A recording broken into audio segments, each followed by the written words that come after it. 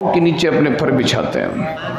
طالب علم کے لیے ان کے پاؤں کے نیچے پر بچھایا جاتا ہے۔ طالب علم صرف 12 سال کا نہیں ہوتا، طالب علم صرف 25 سال کا نہیں ہوتا، طالب علم 80 سال کا بھی ہو سکتا ہے، طالب علم 8 سال کا بھی ہو سکتا ہے۔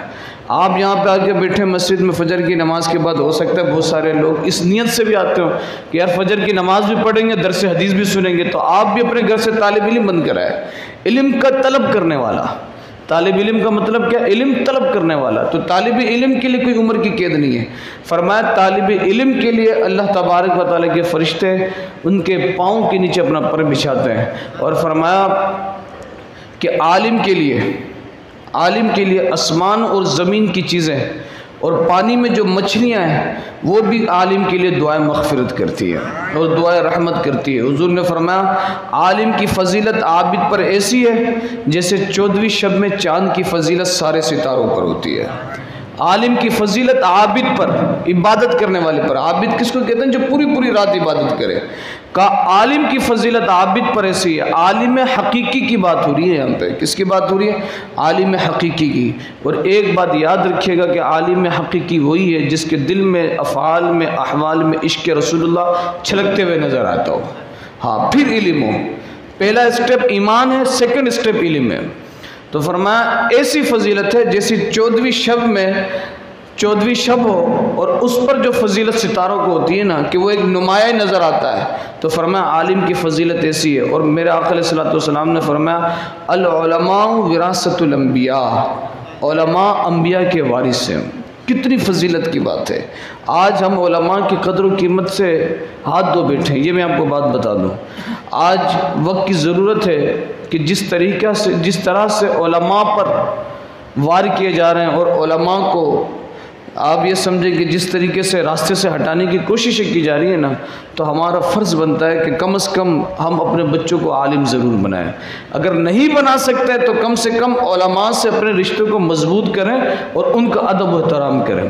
یہ علماء ہی ہیں واحد ذریعہ، میں بالکل صحیح بات کر رہا ہوں، یہ واحد علماء ہی ہیں کہ جو آپ کے ایمان کی بھی بچانے کی حفاظت کرتے ہیں اور جو آپ کے اعمال کی بھی حفاظت کرتے ہیں۔ یہ بات یاد رکھیے گا۔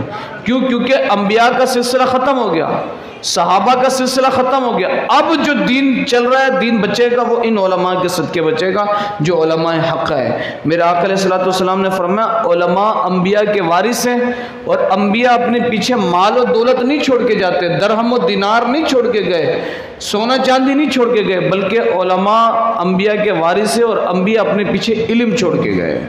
میرے آقا علیہ الصلوۃ والسلام کی حدیث ہے کہ حضور علیہ الصلوۃ والسلام نے فرمایا کہ عالم کی فضیلت ایسی ہے جیسی میری فضیلت تمہارے ادنا پر۔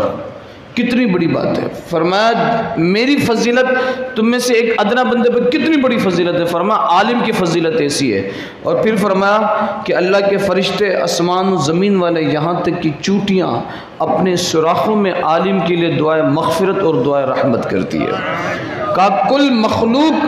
اور پھر حدیث میں حضور نے فرمایا کہ اگر دنیا کو رزق ملتا ہے نا تو وہ عالم کے صدقے ملتا ہے، علماء کے صدقے ملتا ہے۔ اور پھر فرمایا آقا علیہ الصلوۃ والسلام نے فرمایا کہ علماء ہی ہیں جو اللہ سے سب سے زیادہ ڈرنے والے ہیں۔ اور یہ قرآن کی آیت حضور نے پڑھی کہ انما یخشی اللہ من عبادہ العلماء، اللہ کے بندوں میں سب سے زیادہ ڈرنے والے اس کے علماء ہیں۔ یہی وجہ آپ دیکھ لیں کہ علماء حقہ جن کا تعلق حق جماعت کے ساتھ ہے، آج جتنی مصیبتیں ان پہ آ رہی ہیں، جتنے معاملات ہیں، لیکن وہ اپنے دین سے اور شریعت سے 1% بھی ہٹ نہیں رہے، بلکہ اپنے آپ بالکل اس پہ باقاعدگی کے ساتھ کھڑے ہیں اور اپنی زور اور اپنی طاقت کے ساتھ، دین کے پاور کے ساتھ کھڑے ہیں، ورنہ لوگ بکتے ہوئے نظر آ رہے ہوتے ہیں۔ آج یہ فیلڈ واحد علماء کی فیلڈ ہے۔ آپ معاشرے کے ہر طبقے کے اندر برائیاں آ گئی ہیں، ہر طبقہ برائیوں سے بھرا ہوا ہے، لیکن علماء کے فیلڈ میں بھی آ چکا ہے، کیونکہ عالم سو آ چکے، حکومتی ملا آ چکے ہیں، ٹھیک ہے نا۔ لیکن پھر بھی آپ کو علماء حقہ آپ کو جو نظر آئیں گے ان کے اندر اللہ تبارک و تعالیٰ نے پھر بھی ان چیزوں کے معاملات کی حفاظت کی ہوئی ہے۔ لیکن پھر بھی بات وہی ہے کہ فتنوں کا زمانہ ہے، جتنا قیامت قریب ہوتا چلا جائے گا فتنے اور برسیں گے اور برسیں گے۔